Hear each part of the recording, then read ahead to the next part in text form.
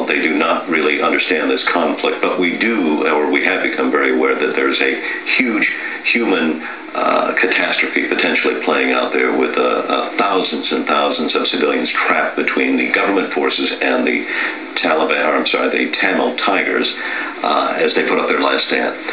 Is there a role of the United States? President Obama came out this week. He made a very clear statement. He said that both sides need to stand down.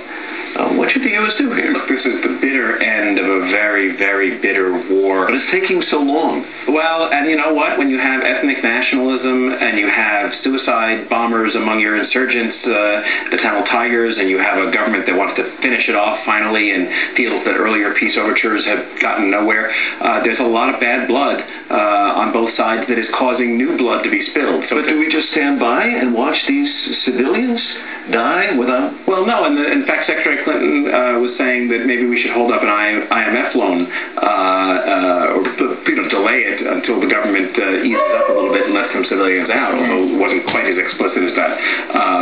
And that may be something. But the real tragedy here is the Civil War itself. And frankly, the more interesting question to me is when the government finally wins, will it have the magnanimity to treat the former enemies generously and put the whole conflict behind them? And that's exactly where the U.S. can begin to apply some leverage, is beginning of thinking of the aftermath of this bitter, brutal last phase of a terrible war. And I think I would be so bold as to say I don't think the U.S. has a role in actively playing a part. I think it has a role in the diplomacy that will be needed in the aftermath. We can't be everywhere. We're in Iraq, we're in Afghanistan, we're in the seas off Somalia. Right. We can't be everywhere, and I think it's a mistake to think we should be.